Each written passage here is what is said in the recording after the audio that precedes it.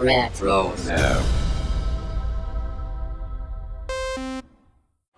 What's up, guys? This is Daniel Logan, Boba Fett from Attack of the Clones, the Clone Wars, Book of Boba, Skywalker Saga game, and hopefully many more things in the Star Wars galaxy. You are listening to Jay and Dennis on Podcast Stardust. Yep, this is the way I've spoken. What's up, guys? This is Daniel Logan, Boba Fett from Attack of the Clones, the Clone Wars, Book of Boba, Skywalker Saga game, and hopefully many more things in the Star Wars galaxy. You are listening to Jay and Dennis on Podcast Stardust. Yep, this is the way I've spoken.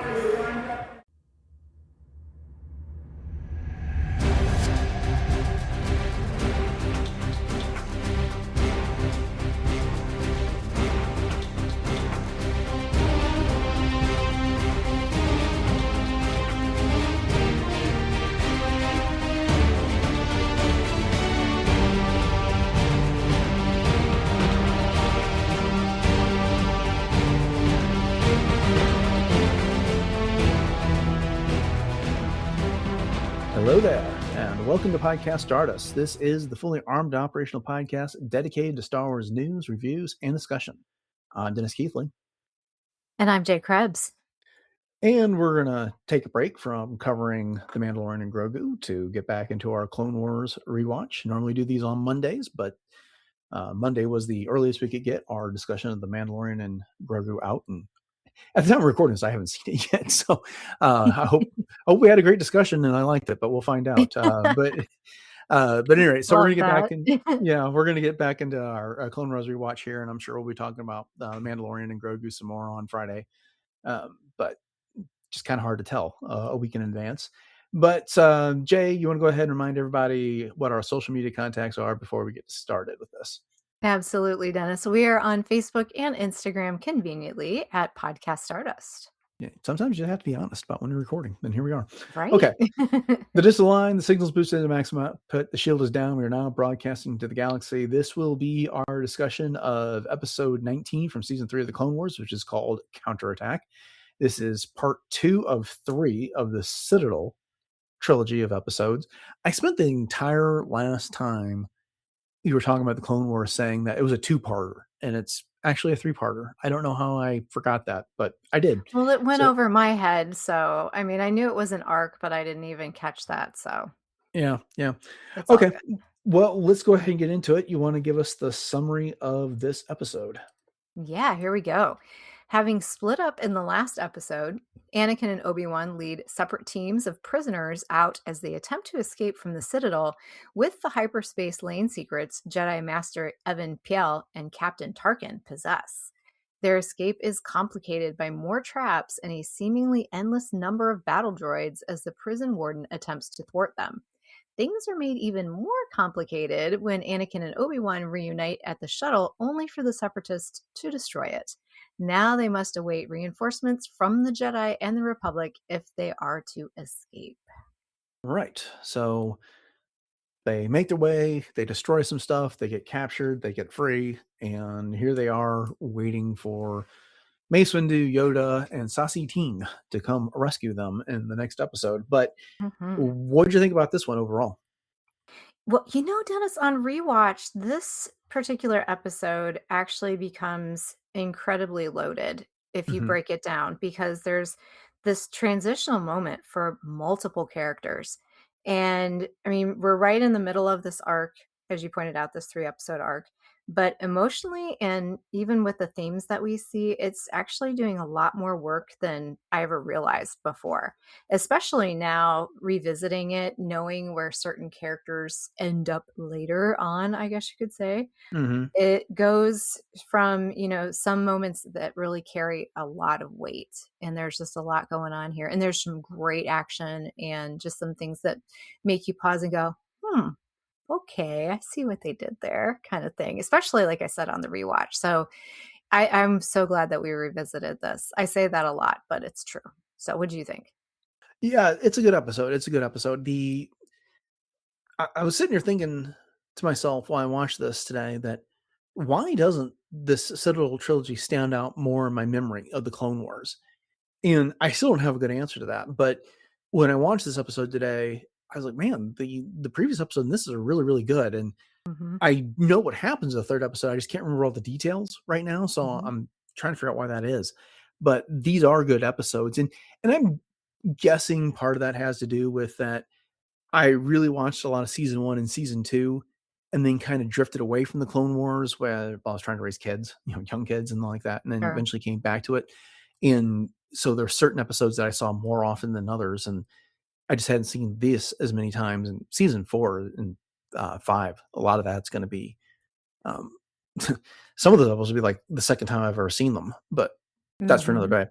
But at any rate, what I liked about this episode is what you were just discussing, in that this episode, I don't know that it is necessarily critical to the story of this arc, which is Anakin and Obi-Wan lead a team to rescue Evan Piell and Captain Tarkin and then bring them back to the Republic, because they don't actually end this episode in that drastically a different place than where they started it. They're still on the planet. They're still trying to get off.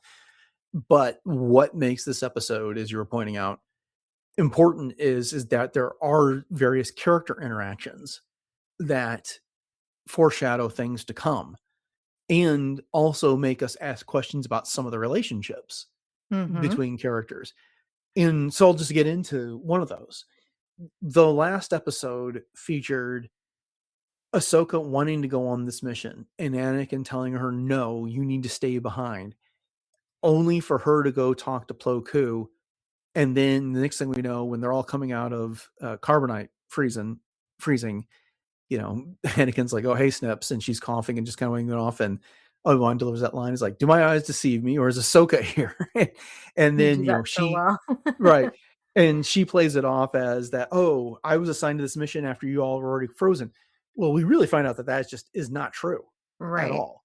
And because when they're split up and Obi-Wan's leading the one team and Anakin's leading the other, he's hanging out in the back to protect their flank. And she gets to what looks like a dead end and reads it as such. But if she had been in on the briefing, she would have known she's supposed to blow up that wall. And Anakin calls her out on it, that Plo Koon would have briefed you on this. Right. And so this is kind of something that is addressed in the moment, but it's hanging there between them. But we talked about a little bit about Ahsoka and what this says about her last time, but what are your additional thoughts after having seen that? Well, she really feels a lot different in this episode specifically. And I think a lot of it boils down to she didn't follow orders. She kind of knows she made a mistake by tagging along, but she's trying to prove herself. But she's almost overconfident in some ways. And yes, she does a good job of improvising. She does a good job of being really instinctive about things, and she does pull it all off. But she's almost got this adventurous and energy, almost playful at times, which doesn't really fit what is going on with the mission. It's almost like she's not, I hate to say that she's not taking it as seriously as she should, but I do kind of feel that way, in a sense as well. But she is very confident, which is great. I mean, she gets the job done, but at the same time, it's almost like, oh, girl, what are you doing here? Kind of feeling. I feel like she's trying to overcompensate. Right. Because she's been found out, she's lied to Anakin about being assigned to this mission. And so at one point, I can't remember exactly what she does, but she's like, it looks like it's a good thing I came along after all. Right. And so she's trying to say, yeah, see, it was worthwhile for me to be here. But then even later, they're climbing up, I can't remember which pipe or whatever it is. And while like Tarkin is going rung by rung inside, she's on the outside, like leaping like levels of this pipe in a way that I don't even think is necessary. She's just kind of like trying to show off her skills. And that's not all has to do with Anakin. I think she's also trying to prove herself to Tarkin. And we'll get to that in just a second as well. But I think that is a symptom of she's still young. She's still a teenager and she wants everyone to take her seriously. And so she's trying to prove her worth, and doing so is overcompensating. When they find a hatch to get out of the pipe that they're in, and because they're using that as a way to sneak through, the compound, and she just kind of bursts out of the top and starts getting shot at by battle droids. Like, could you not have been a little bit more careful? And, Exactly. in that instance? And that's what I mean by she's almost playful in a way, and just a little too adventurous and Mhm. kind of reckless too. Right. Well, Yeah. the parallel part of this discussion is that you get these comments from Tarkin about his doubt in the wisdom and letting this child lead them. And he says that while Rex, another captain, is standing right next to him. It's like, I've served with her quite a bit before. She's, I can't remember exactly what it says, but basically it's to the effect that she's qualified, Mhm. she's done well in the past. But Tarkin, and not just in this comment, but in an interaction that comes with Anakin later, he calls out, he basically says he doesn't really trust the Jedi, that he doesn't appreciate their stance on things. But what are your thoughts on all that? Yeah, there's this weird kind of triangle going on between Tarkin, Anakin, and Ahsoka because obviously, as you pointed out, Tarkin is not a fan of Ahsoka and her leadership. And you can tell that he respects Anakin. Hmm. And he and Anakin talking, Anakin actually ends up agreeing with Tarkin about the Jedi tactics in the war. And Hmm. because Tarkin comes out and says that he believes that peacekeepers, aka the Jedi, shouldn't be generals and they shouldn't be like the tactics. And Anakin's like, yes, I've often thought many times, things were not as effective as they should be. So there's this mutual respect that you see there. And that's what I'm saying, that this really plants the seeds for later on in their understanding what their future relationship is like and why um he trusts Vader. And he's one of, as you put this in our notes too from the featurette, about how Filoni was talking about that he's one of the few people that can kind of, talk to Vader the way that he does and whatnot. But it did make me kind of wonder, quick aside, was that information shared with Tarkin that Anakin was in fact Vader later on?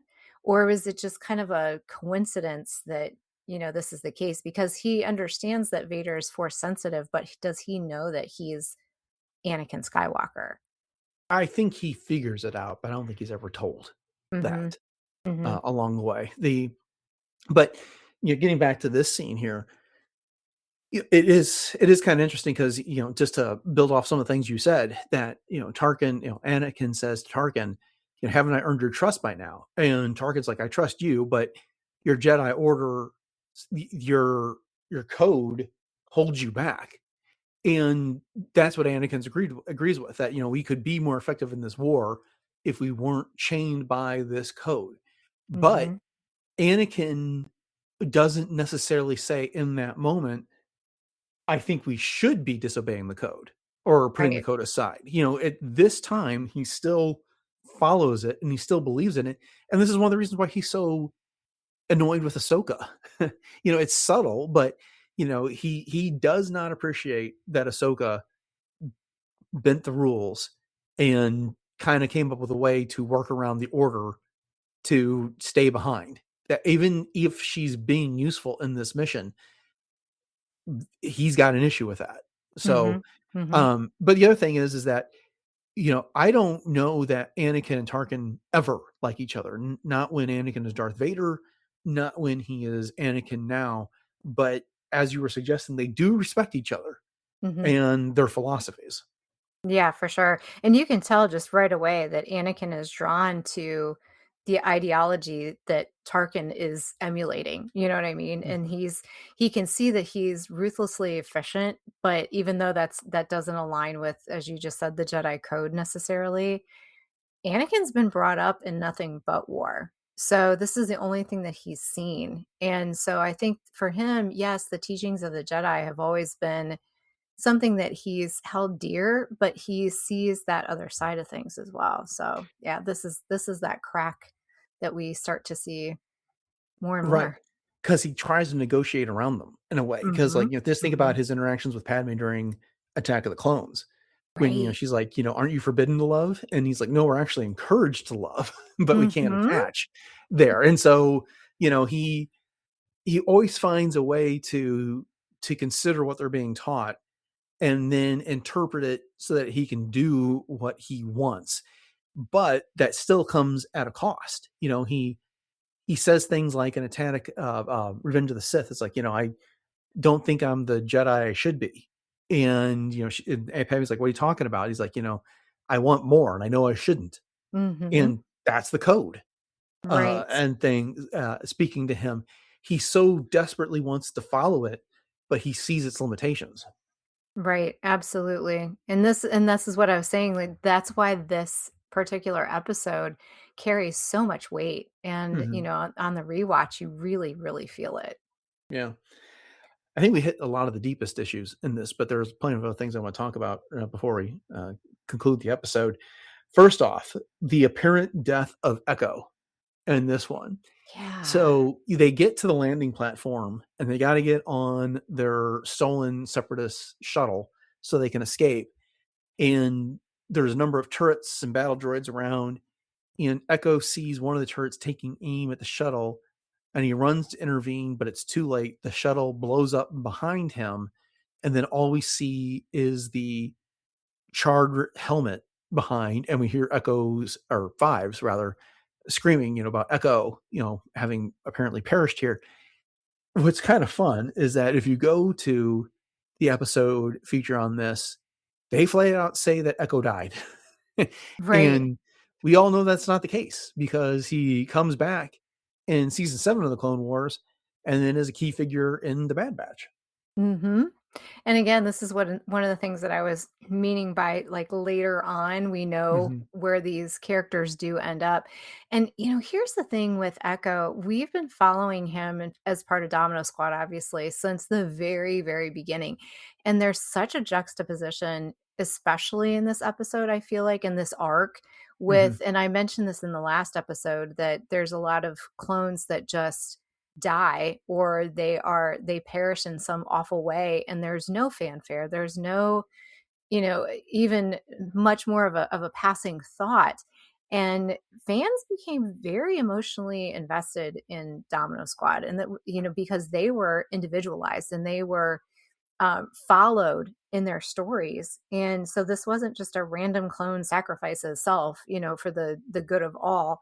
He's one of the last surviving members of Domino Squad, and Five saw it. And Mhm. oh my gosh, like, you just, again, just revisiting this is just, it's a little heart-wrenching. Refresh my memory.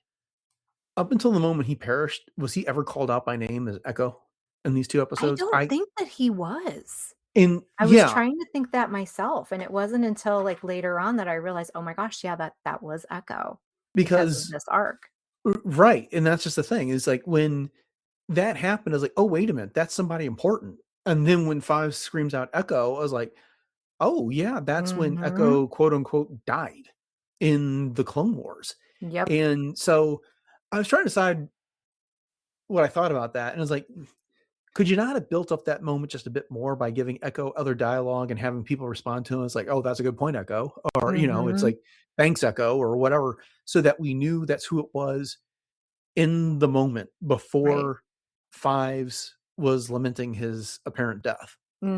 Yeah, doing Echo things as Echo did, Right. you know? But I think that maybe that was the point, was because we weren't focusing on all of these clones as being individuals, and then all of a sudden you see that helmet and you hear Echo, that it's like a sort of a moment. Oh my gosh, that's who that was. So I don't know if maybe that was done, more for shock factor or what, but Yeah. I know right after I got done watching this episode, I hurried up and went on YouTube, and I'm like, all right, I need a whole Echo compilation. Somebody has to have put this together.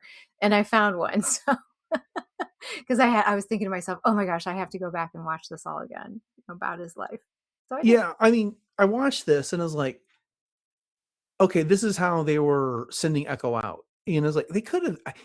It's ultimately fine, and their goal may have been just what you said, that we realize in the moment, oh, that's tragic, that was Echo. But at the same time, I can't help but wonder if it would have hit better if we knew who it was when he was Hmm. making the sacrifice, Oh, yeah. because it's just so in the moment we see the helmet and then we move on, and Right. there's no there's no comment from Fives like I've lost all my brothers or something like that along the way. So Yeah, interesting that's true.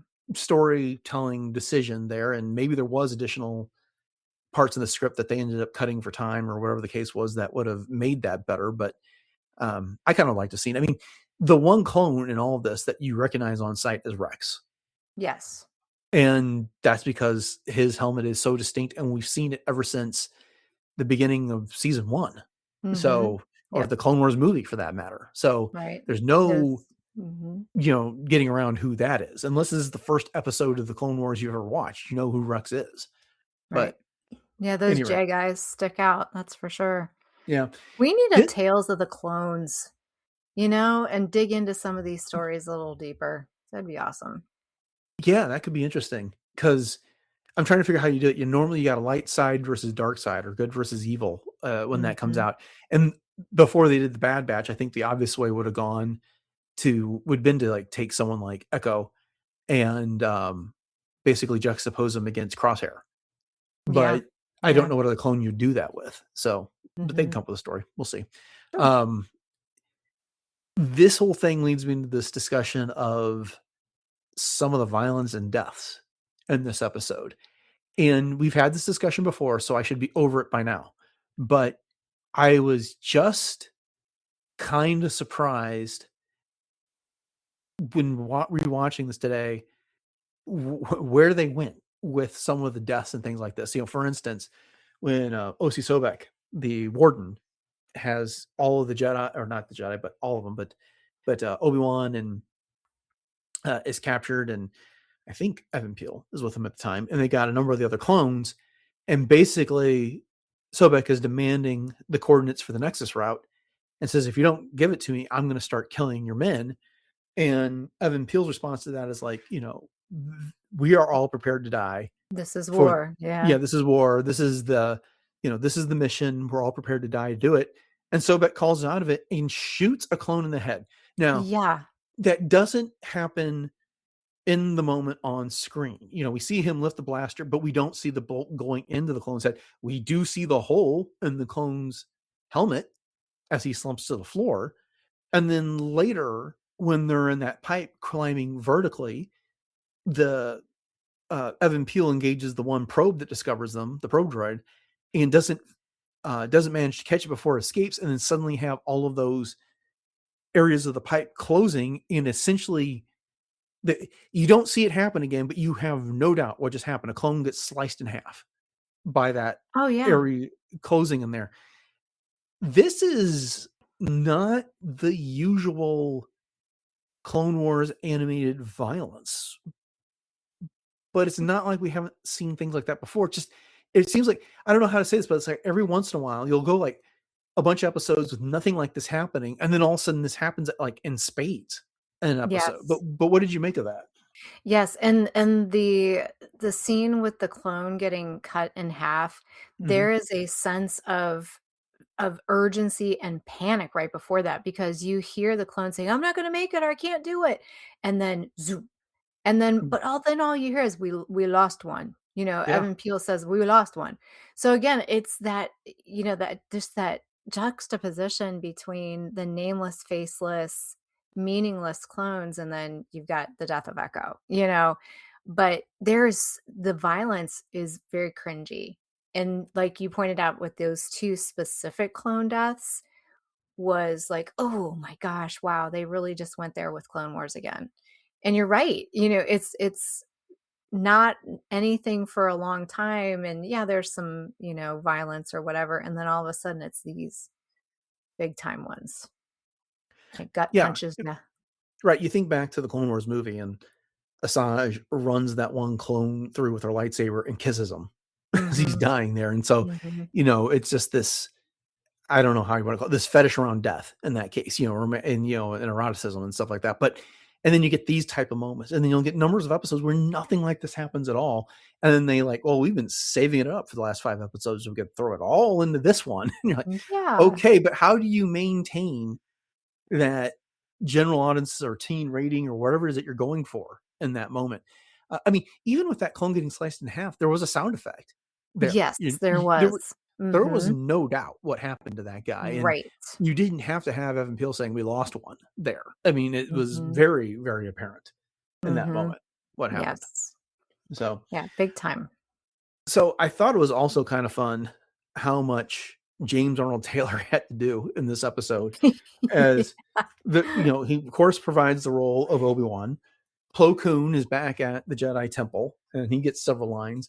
And then O.C. Sobek, the Warden, is also voiced by Jat. And when they come face to face, Obi-Wan delivers that line. I must say, you're not at all what I pictured. Someone with such a soft voice.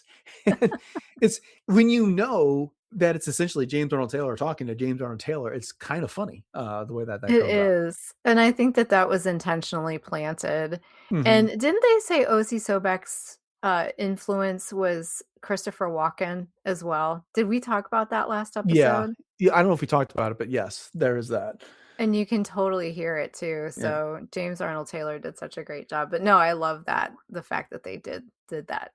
Yeah. You have That such was a soft voice. yeah, fun way of playing that and getting James to tease himself out of Uh-huh. the whole thing. Yeah. The other thing I found fun with this was from the episode featurette was Dave Filoni talking about how it was really George Lucas's idea to include Tarkin in this episode. So we're kind of getting back to the conversation Yeah. we had earlier and with Tarkin and Anakin here, but you made reference to it where it's Dave Filoni talking about how Tarkin is one of the few people in the galaxy that can tell Vader to cool it, step back and take a step back. But this is, these last two episodes are the introduction of Tarkin in animation, and Mhm. so, and it was George Lucas's idea, which I think is fun. Every once in a while, you get these reminders of how involved Lucas was Mhm. with this show and him saying what can and can't be done, things that he wants to see. And this is the guy that's ultimately writing the checks. So he gets what he wants. And I can't say he really makes any bad decisions in that regard. Oh, of course. Yeah, and it's such a bygone era now, Mhm. to rethink about that as being, he was part of the roundtable discussions and that type of thing. So it's very cool that he's able to bring that, kind of stamp of approval, if you will, into these types of stories. Indeed. Indeed. Okay. Well, that gets through my checklist of discussion points. Was there anything else you want to bring up before we wrap it up? I need to talk about R2D2 in this episode Okay. because he he was so absurdly competent this entire time. I mean, basically he was charged with making sure that everything went as planned and having these reprogrammed battle droids, and the humor that was in this, and it reminded me of it because you have it in our notes that the reprogrammed battle droids that were bossing R2 around when they were trying to get to where they needed to go, but then they're like, "Oh, sorry, boss, we had to make it look good," kind of thing. Mm-hmm. But I mean, here he is. He's just R2 doing R2 things. He's casually infiltrating a maximum security prison and manipulates an entire droid squad, by himself with these other battle droids. So I just had to give props to R2D2 because I just thought that was so cool that he did Yeah. that. I really loved it when they're on the left and R2 like bumps into the one battle droid from behind and kind of gives that Hey. sort of like WTF, man. Right. And so the battle Yeah. droid's like, yeah, like you just said, I had to make it look good so they would buy it. Mhm. And Mhm. here's a take. I don't want to say it's a hot take, but I kind of enjoyed the battle droids better as reprogrammed good guys on the Republic Yes. side compared to what they usually come off as like incompetent doofuses for the Confederacy. Yes. You took the words right out of my mouth. I was gonna say that myself, and I thought to myself, why did they decommission and try to get rid of all of them? Because they could have been really great assets, especially when you see them reprogrammed like this. It's kinda like seeing, IG-11 in The Mandalorian being reprogrammed the way he was. They become so much more likable, and Yeah. they seem more intelligent too. Like you said, they're not doofuses, like, they're just Right. bumbling around. I will say this though, that moment where the battle droid was pushing R2 around and like, we're gonna drag you off to be reprogrammed or whatever it was, it reminded me so much of Two Boots from Maul of Oh, Shadowlord at the end when yeah. he's got Riley. He's like, yeah, you shouldn't broken the law. And Riley's like, what are you doing? Well, blend in, act natural. It's like, I am. You're not. You're not. And yet Exactly. none of these droids can pick up on that. And so they're just falling for it in the moment. Mhm. But And they did do a good job, and you've pointed this out before as well, with a character that doesn't have any voice lines, mhm. that the battle droids repeated things to basically explain what R2 just said, but not in such a way that it was like, "Oh, this is what he just said," kind of thing. Mhm. So I thought that was a nice touch as well. Yeah, definitely. Yeah, yeah. And then one other thing that I wanted to point out too was about how and Ahsoka was like, "How could you appreciate the design of this?" And Tarkin was just like, "I really appreciate the design of this station," kind of thing. And you see so much of what is in the Citadel in the Death Star later on. Some of the Mhm. ways that the corridors are, and some of the like geometric lines, and even the mouse droids, all of those kinds of things. So it's almost like a foreshadowing in some ways. And I thought that was a cool touch. Indeed. Indeed. Okay then. Well, fun discussion, Jay. Yeah. I love getting back into the Clone Wars, and this is these episodes are fun, and especially when you get these arcs and you get new characters. One last thing: have we seen Sassy Teen before in the Clone Wars, or was this his first appearance? I'm not sure. I couldn't tell you. So He I'd didn't hate get to say any yay or dialogue, nay. but I feel like this might have been his first appearance in the Clone Wars. I'm gonna have to look that up and report back on the next episode of the Clone Wars we do. But anyway, okay. But with that said, thank you all for joining us for this episode of Podcast Stardust and our ongoing rewatch of the Clone Wars. We usually do this on Mondays every week, but we of course had to do it on Wednesday because we were doing our Mandalorian and Grogu discussion on Monday, so that WoW was as fresh as it could be. And if you've enjoyed this discussion and you want to make sure that you catch all of our future discussions of the Clone Wars as we continue through our rewatch, make sure you subscribe to the podcast on your podcatcher of choice. We're pretty much available everywhere. And we also appreciate your comments, ratings, and reviews wherever it is that you are listening to the show, even if I don't always see them. And I said this on the last episode, I'm going to say it again. I'm going to try and go back and collect some of those for a future discussion so I can start responding to some of the things you all are saying, because I have been noticing some comments on Spotify. Jay was pointing some out to me. There's been some on YouTube. There's been some in other places. And I just need to be better about that. And so I apologize if I haven't got back to you, but I don't always get alerts about these things. And I just don't think to always check them. But that aside, if you want to catch more episodes of the show that you may not have caught, because we've been around for 6.5 years and we've done over 1,000 shows, one of the best places you can do that is retrozap.com, where the entire catalog of the show is available, as well as all of the episodes from the other shows that are on the podcast network. And having said that, Jay, you want to remind everybody where we can be found on social media again and elsewhere online? Absolutely. And you do a great job of keeping up with all that stuff, Dennis. So don't sell yourself short. We are on Facebook and Instagram at Podcast Stardust. And you can also hit us up on our other streaming platforms. So we also have our YouTube and YouTube Music, where you can leave us some comments and react to the shows, and also subscribe and share those out with your friends. And as Dennis said, we're also on Spotify, we're on Audible. So basically everywhere that podcasts are available, we should be there. And then if you want to check out some fun ideas for everything Star Wars, you can hit up our Pinterest boards. And I need to update those with some fun new Mando and Grogu things. So be on the lookout for those. And then you can always drop us a line at our Gmail, which is podcaststardust@gmail.com, if you have a lengthier type of thing that you'd like to say to us, or just to say hi. We'll take emails of any length. And if you'd like to pick up some Podcast Artist swag, you can also check out the link in our show notes that will take you to our TeePublic store. So we have all kinds of fun products with 7 different show logo designs available. So you can pick from one of those 7 things and slap it on a t-shirt, a sweatshirt, coffee mug, or whatever products they happen to have over there. They change them up a little bit here and there. So every few months I have to make sure I get on there and see exactly what they have available. So it's kind of fun to see what new things are there. All right. What do you got going on in cosplay? All right, so you can always catch me on my Instagram, which is j.snipscosplay. And so mainly Ahsoka from seasons 3 through 5 of the Clone Wars. So you can check that out, as well as my original concept Mandalorian, which is getting a lot of mileage here lately for sure. And I'm also 2 different versions of Hera and my 4th sister. So I need to have a con coming up so that I can stretch the legs of some of these, but you can always catch my posts over there once again on J.Snips Cosplay.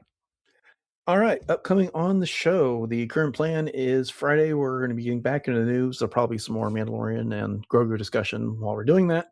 And then on Monday, we'll be getting back into the Clone Wars as we get our rewatch back on its regular day. And just a heads up, the next episode is episode 20 of season 3, but we've previously discussed the last 2 episodes, which feature Ahsoka in an Ahsoka series we did a couple years ago. So I'm not sure what we're going to do about that yet. We may maybe we may do new episodes, or we may just re-air those at some point. But if you're watching these episodes as we go through, I just want you to be aware of that, and that you might want to go ahead and get into season 4. We'll find out, and we'll let you know a little bit closer to time. So, with all of that having been said, thanks for listening to episode 1039 of Podcast Stardust, everyone. Have a great rest of your week, and until next time, may the Force be with you.